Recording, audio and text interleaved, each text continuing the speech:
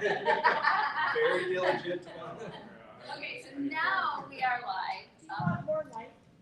I'm okay. I haven't finished my first cup of No. coffee. It looks good in the camera. I like Yeah, we're good. Unless if somebody else wants it, by all means. So yeah, we are going to get started.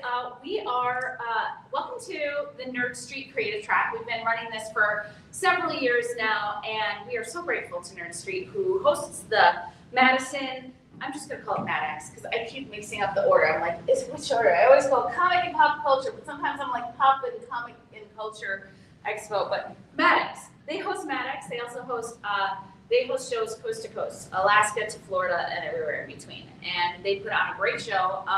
One of the things that they have embraced is creatives, and we love that.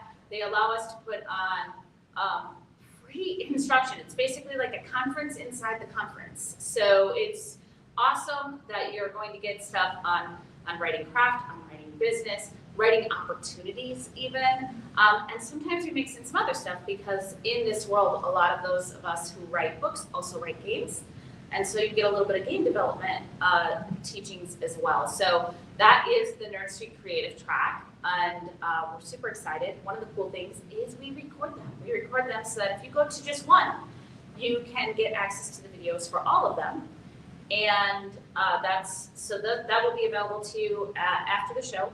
I will go ahead and have a QR code for you, hopefully, by the end of the show. Otherwise, you'll have to come visit me at booth 308, where I am with Rose. But with that, you are at the business of writing and publishing, and I'm going to let this fine establishment of band guests up here introduce themselves. We're going to start down at the end and come on back, and I'll finish up. My name's Joe Crozet. I play drums. I also write sci-fi, horror, and psycho-fiction. When people ask me what's psycho-fiction, I always say it's fiction by psychos for psychos. So yeah, that's me. Awesome. I'm definitely the bass. But I am known as Tiffany Rose Nickel, TR Nickel Rose, just depending on the industry. Jerry and I are the two halves of Red Rose Works. We are a publishing company, both in games and in books. I do a bunch of game writing, as does she. We work with tons of people all over the industry. It's very hard to describe everything we do because we do a lot of it. My name is Jody J. Sperling, and I definitely sing in the shower, so they don't like it. It really makes it, it's a hard stage setup. Yeah. Keep the electricity out of it.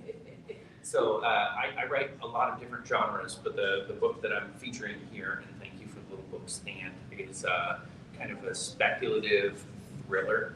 I cannot escape adding magic to the real world. It's like an affliction I have. I try to write a regular book and suddenly something magical happens. So that's my gig. No matter what genre I'm writing in, there will be a little bit of magic in it. Awesome. I go by Ryan. I write under the names Jerry Shepard, Reggie LaBerge, and Maggie McMahon, primarily Jerry Shepard these days, where I'm focusing on hard sci-fi, short genre fiction, and game development. I've been in the writing and publishing industry for 31 years, 125 different publications, and some of those being plays, so I guess those would be productions as opposed to publications. And I love the written word, so I've been in like all the genres. When I get bored, I genre jump. That's kind of a thing I do. And Joe stole my drums, so I guess I got to learn a new instrument. But in all seriousness, we're talking about the business today. The business. I don't think anybody up here got into writing because they're like, woohoo! I want to own a business. But Well, speak for yourself. because it's we're artists and creatives, but the reality is if you are writing professionally, you own a business, you are an entrepreneur. And so let's talk about what that jump was like. And Jody, I'm going to start with you. Like, what was it when you were like, this isn't just a hobby or an art to me, this is the business for me? Yeah. So I 20 years ago started writing, and when I decided I really wanted to go all in, I looked at everything in terms of what does it look like to get my books in front of people? And this was at a time when indie publishing was still kind of like on the outskirts. I think it still is in some ways, where people will judge based on whether you're trad pub or indie pub. But for me at that time, I thought I have to go trad because my ego is really large, and I need to be legitimized. And so I went out and submitted 100 query letters to 100 agents, and I was fortunate enough to get an agent, and we shopped my book, and nobody wanted it. Whether that means it was good or not, I don't know. You'll have to judge for yourself. It's not that one right there, though. That one's good. I'll tell you the one. They got picked up but not published. And so there was a point where my agent and I had a very sincere conversation. And I said, I'm tired of waiting. I'd like to take some of this in my own hands. And what that looked like for me was creating a podcast called Becoming a Household Name, talking about the process of actually reaching a larger audience with your work. And I started coming to shows like this. And I started spending money on advertising. And yeah, exactly, which is awful. And really like tracking metrics, which is also hideous. I hate metrics more than anything in the world, but it helps me to understand when I'm reaching my audience and when I'm failing to reach them, and doing split testing and stupid stuff like that. But what the end result is, I think I told Joe this earlier this morning, maybe it was Justin Rose actually. I'm starting to sell audiobooks organically, thank you. Organically. People are buying my audiobooks organically, and that feels really nice. I'm not spending money for that, so that's a little slice of the business, I guess. That is a slice. So what was your leap? I've always been a workaholic since I was a young girl at 16, working 3 jobs. But I got to a point where, I'd done the successful thing, right? Being a bank manager at 23, bought a house at 21, right? Like I did those big milestones things, but nothing ever made me really happy with those. It didn't feel like an achievement, just felt like I was hitting a benchmark, right? And it wasn't until I had finished writing Light of Nora that I thought, why can't I actually do this thing? Why can't I've written more books than just that at that time, but I never really thought about it doing anything other than just appeasing the compulsion that exists within me to write. And so, I met an indie author, Sally Lizer, and she goes, well, why don't you just do it?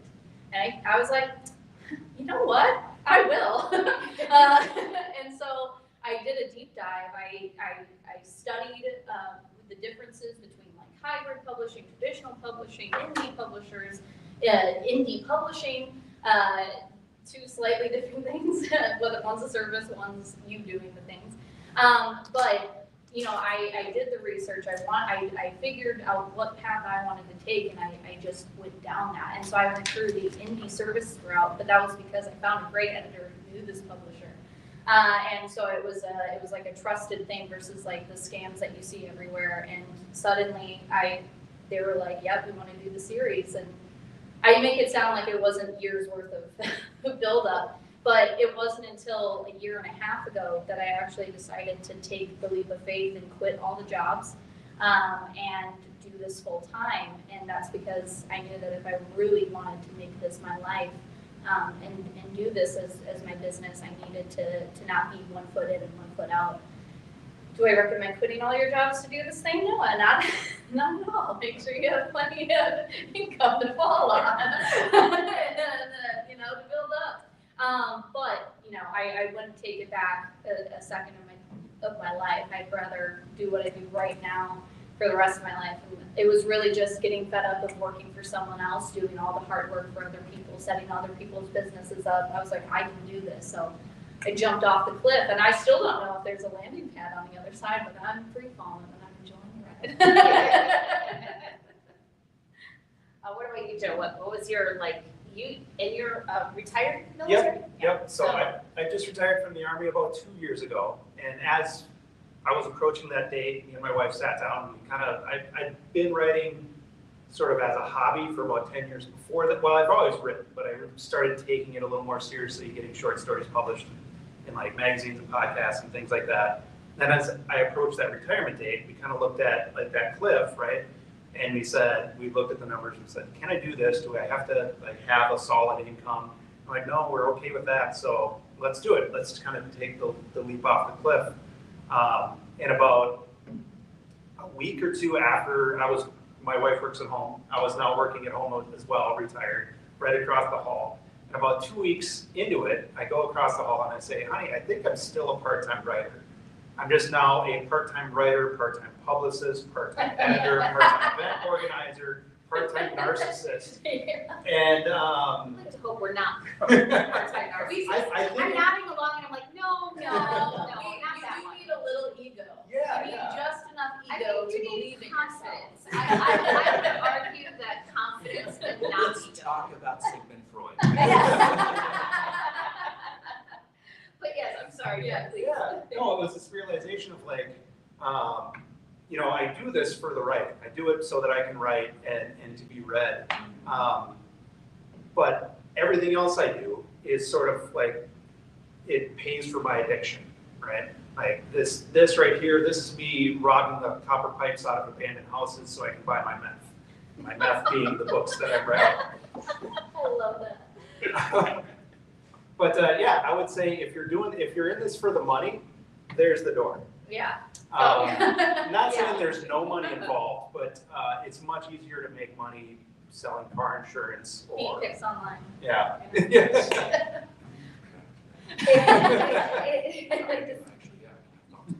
About the feet pics online? Yes, You're- pics online. Yes, by all means, we can lift the little skirt up here and, It's getting real weird. so no, I do, there are a couple of things that everybody touched on that I'd like to come back on. So let me go ahead, you said that there's something really specifically that touched you. Go ahead. Yeah, What okay. was it? Yeah, I want to talk about the money because I don't know where all of you are at, so I'm only going to speak about myself, and if you can relate, great. I have another business, and that is where I make the primary money in my life. I sell woodworking products, and I love woodworking.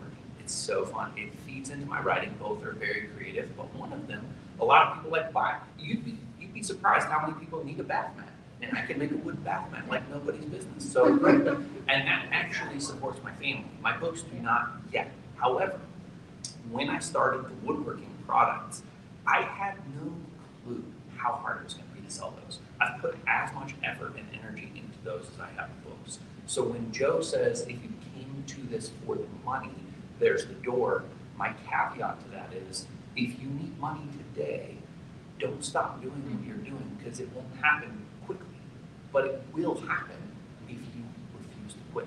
And I think that's like the most important thing I can say. I'll actually shut up for the rest of the time. Because if you can just keep going, no matter how many times you get punched down, there is actually money in this business. And maybe we don't say that often enough, Well, because there actually is money in this there business. is. It's just so hard. It is sustainable and it's hard. I've often said to my husband, who is, I earn a living. I could live on what I'm making in my writing right now. I couldn't live as well as I do.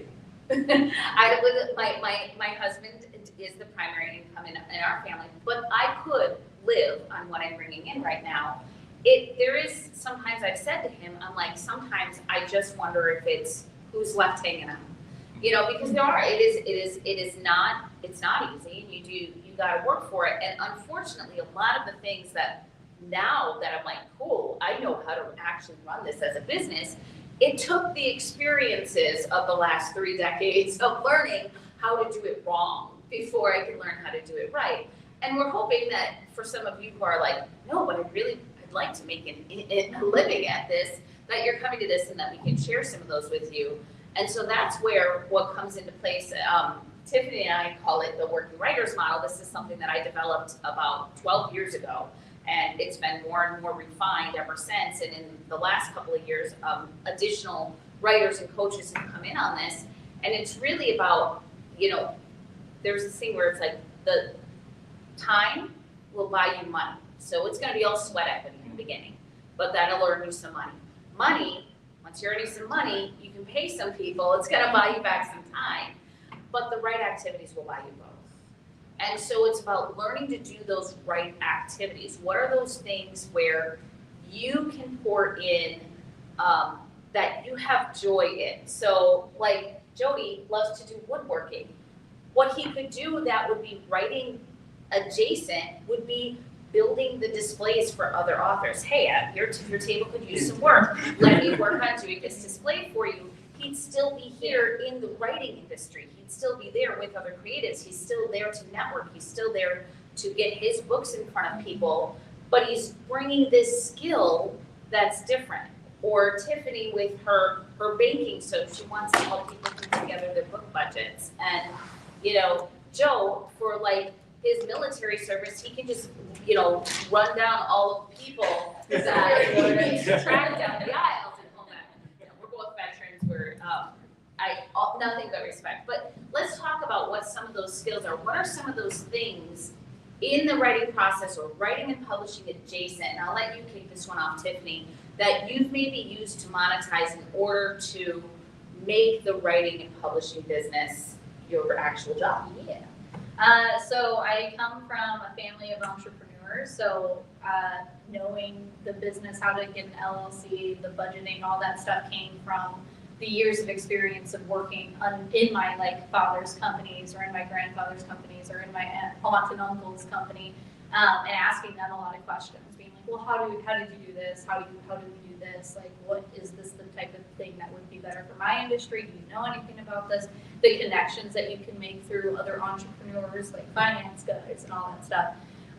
But really, the skills that I've taken from what I do is marketing is the biggest thing. So I worked for a UK firm for a few years, lived over there even for a little bit, and marketing became a way that actually introduced Jerry and I together. I would help other authors boost their presence online. I would take whatever focus they were needing at the time and help them grow in whatever avenue they were looking for. And then I like to try to use it for myself. I'm not always, selling yourself is a lot harder sometimes, but marketing was the thing that kept my business afloat that first year that I essentially was doing this full time. And now, because of all that, I still do some website development for some people, but I essentially pulled back fully on my marketing side of my business to focus on the game writing and the book writing portion of it.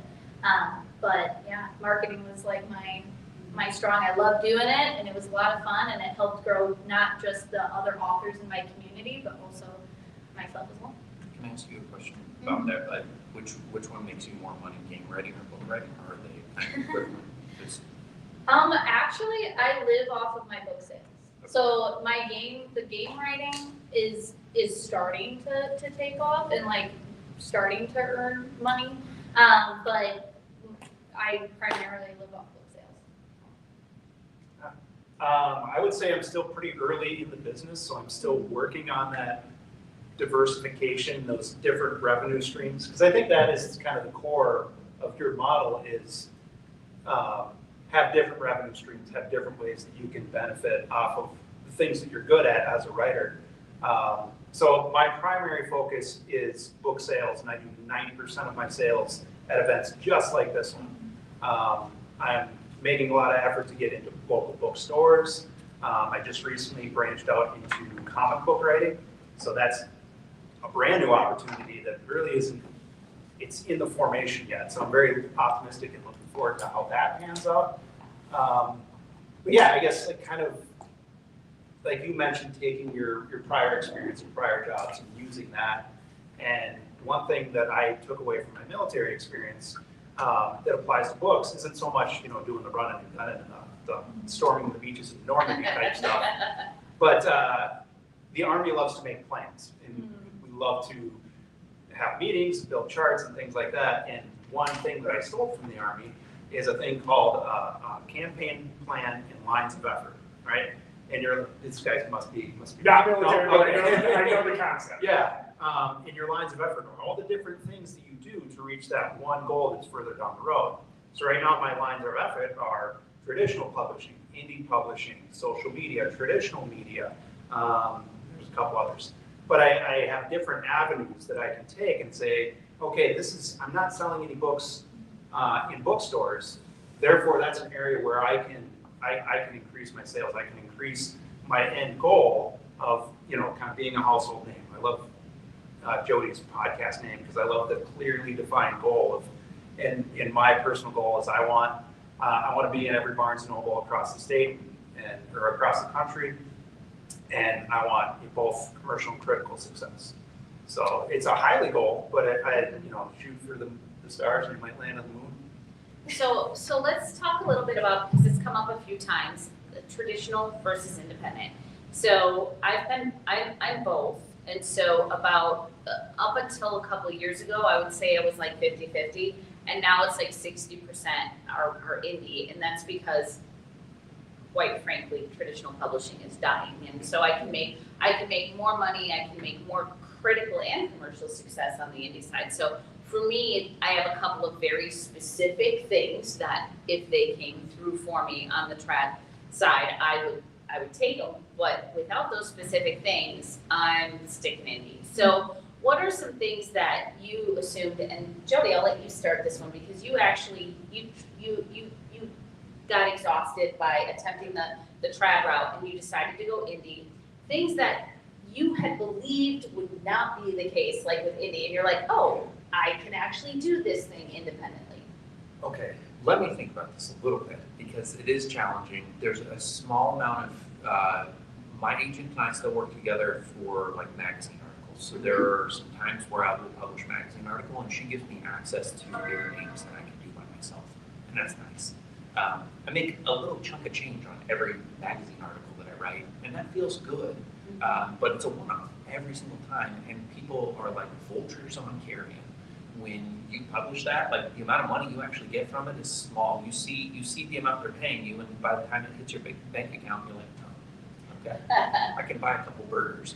But yeah, when it comes to novels, really specifically, I would say fiction, and I'd love for you guys to say if it's a little different for you, but for me, for fiction, trad publishing is dying, and I think that my experience of that has been they're not taking risks on stories that have genre bending going on in them. And so if you are putting a little magic in a thriller, they're like, I don't know where to put this, so I just won't. Yeah. And that is a big thing I would not have expected because occasionally you will read something that I think feels like what you're trying to do, and it's a traditionally published book. And so you sniff around there until you realize that those are accidents.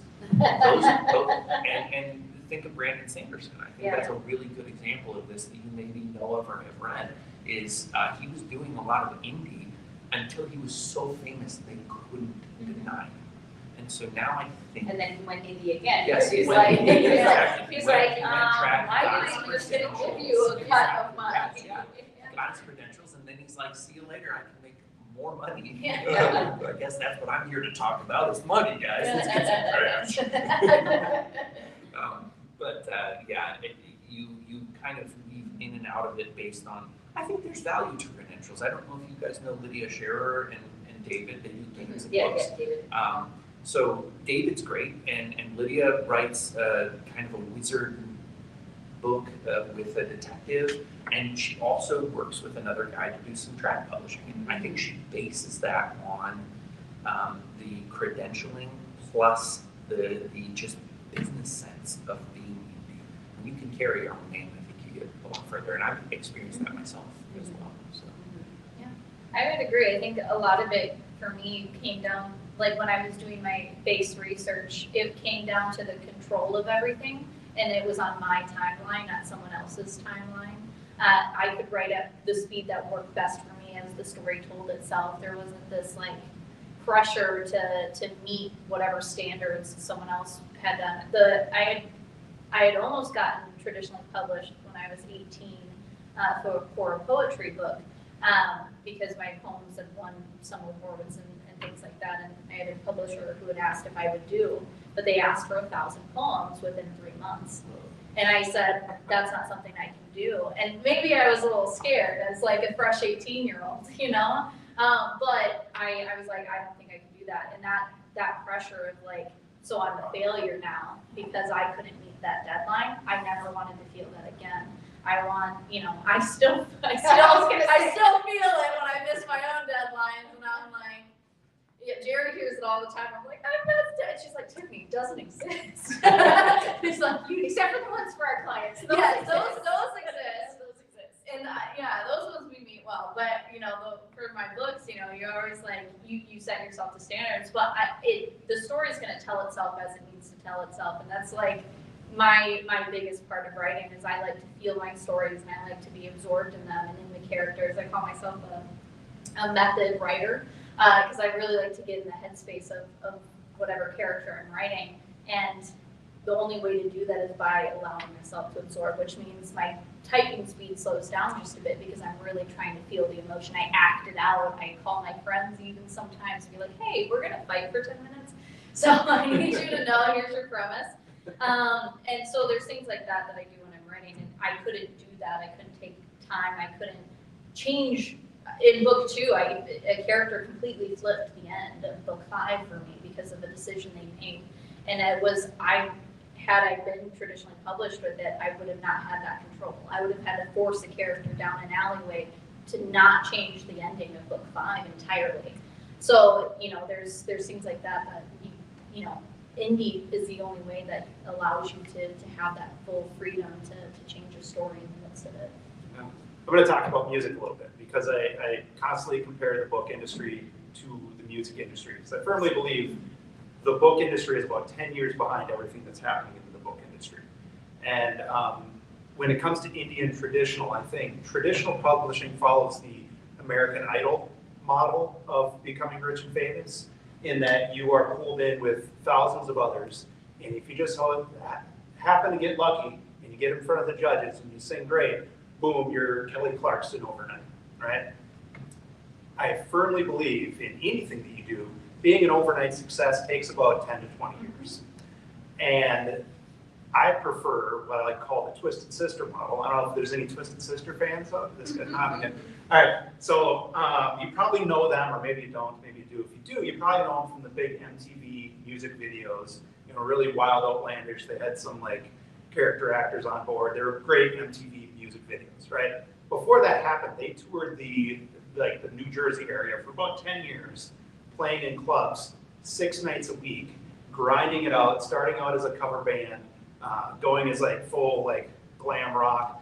Did that for about 10 years, had no traction in the US, finally opened for Motorhead in England, got a little more traction there, started getting a name in the UK, and then finally got signed in the US. And I think if you're looking to be successful, that's a way more realistic route to go than hoping that you're the Kelly Clarkson. Because if you're the Kelly Clarkson, all your ability to gain that success is in other people's hands, right? You have to hope to get on American Idol. You have to hope that the judges like you. You have to hope that all these stars align. And in the book industry, it often comes with what people talking about before. Is the book you wrote written to market? Is that what the market's looking for right now, right? The good news is that eventually Twisted Sister signed a major label, and they got their big music video days. They imploded after that. But because of all that groundwork that they laid, opportunities started to open up, right? And as early as I am in this kind of journey, I'm feeling that already. Opportunities are starting to open up that weren't there, 3-4 years ago when I was brand new to it and trying to go traditionally published and throwing my query letters out into the world just to get little or no traction. Now there's more opportunities and there's more funding, and I'm getting some great name recognition and selling more books, and it feels great. The journey itself has been fantastic. Well, they say when you're starting any business, it's a 3 to 5 year plan. Any business, I don't care what you're doing. It could be a gas station, it could be a landscaping business, or there's no difference in an artistic business. And so it takes that 3 to 5 years to get that foundation. And at that point, do we all know every gas station or every landscaper? No, but you know the ones that are keeping them going. You could have your landscaping business and have, a handful of clients that keep you fed, keep food on the table for your family all year long. The same is true with authors. They say you don't have to sell millions. You need to have 1,000 true fans, 1,000 true fans, and you can build 1,000 true fans over the course of those few years. And some of the things that, so Jody, like you, there are some trad things that I'm still like, it's nice because it's a little paycheck, and it's every once in a while, like I would get hired. I actually called myself a literary prostitute for a while because it was like I would get hired and they're like, all right, we need these words, we need them in 60 days, and that's it. And here's your little paycheck, and I'm like, okay, let me go do my dirty work. And so I mean, it did, but it was a nice paycheck for that little moment in time. And every once in a while, I'll have like a publisher send me a check, and I'm like, oh, cool, I made a little extra money that I wasn't here's the bottom line, that I wasn't counting on, because don't count on making any more past your advance from a traditional publisher. Really, anything extra you get, that's icing on the cake, and you're like, woohoo, I can buy an ad. But some of the things that used to exist in traditional that didn't exist in indie authors and indie publishing was that the biggest thing of all was distribution. And that was, I don't care what else you say, it's not marketing, because they ain't marketing anymore. They're marketing Stephen King and James Patterson. They have a 100% budget, and 99.5% of it goes to those names that they already know, and the 0.5% goes to their other 100 authors. So they're not marketing you. Marketing is not the difference. You can have your credential, and that's the difference. The difference was always distribution.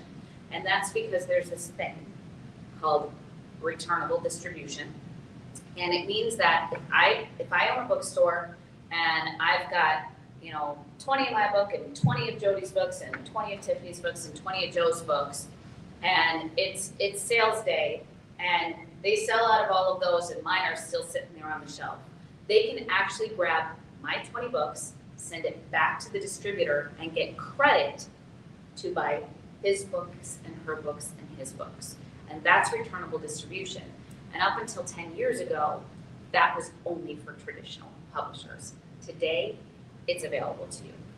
So you can actually put your book and get returnable distribution. So there is no difference in where a traditional publisher can get versus an independent publisher can get. And every book or magazine article or thing that you write, you have to decide for that specific project, what am I trying to accomplish? And therefore, if I don't need to control it, if it can be a longer timeline, if I just want it as a credential, maybe that's something I go traditional. If I'm like, yeah, I want to own this story, I want to run it, I want it out in 3 months, 6 months, 1 year, whatever your timeline is, because you're going to be 2 years out from a trad who picks you up if they decide to publish it. Because they can also pick you up and not publish it. They might pick you up because they pick me up because they've got Jody's book already and they think that I'm going to compete with Jody, so they might pick me up because they want to make sure I'm not going to release and compete against them. Yeah, your stories can show. They can 100%. they can kill you too, and that's another Yeah, really important thing to think about is if you actually sign that contract, read it really carefully, because in a lot of cases, you have a first print run, and if that print run doesn't do as well as you want it to, that story's dead at the moment. I hear that a lot in indie publishing right now. People don't understand, if you do sign with a traditional publisher, they own you. They actually own you, and they can kill that story, and you have no recourse other than getting it back. than getting an entertainment lawyer, and that is so expensive. Yeah. Nobody can afford it. That was one of those things that when they had the Writers Guild of America West strikes a few years ago, a lot of the writers got their rights back to things that the industry had killed, and they're releasing it. They've all entered the indie publishing world now because they're like, I can get this out as books because it's better than it sitting on a shelf and never getting used at all. So let's talk about, so I want to let you know, those of you who came in later, we are going to run a little bit long today on purpose because we knew it took a while for people to get up here. So we will be taking some questions in about 5 more minutes, but I want to give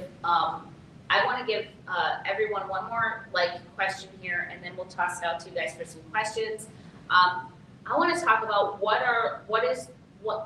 what does the business look like? So whether you want to tell me like your daily tasking or like just some of the general tasks that you need to do in running your art as a business, and Joe will kick it off down here. Yeah, so I'll start with the Monday through Friday. Mondays I call social media Mondays, and I post all my social media content for the whole week on day one, and then it's scheduled out so that I can kind of put that to bed and move on to other things. I do use just like at any office job, I use a task management system. I use ClickUp. There's a million of them out there. And that reminds me to pay my state taxes at the beginning of the month and to kick out my newsletter on the 1st and 15th and to do all these other like writer associated tasks that aren't actually writing. And then hopefully out of that week, I have some time left over to actually sit down and edit or write. And because of course that's why I'm doing all this, and that's very time consuming at the same time. And then usually about Friday, sometimes I can leave a Saturday morning, I'll head up, and of course there's family time as well, so when I'm not doing something with the family, I'm usually doing something like this. But it involves loading up a whole bunch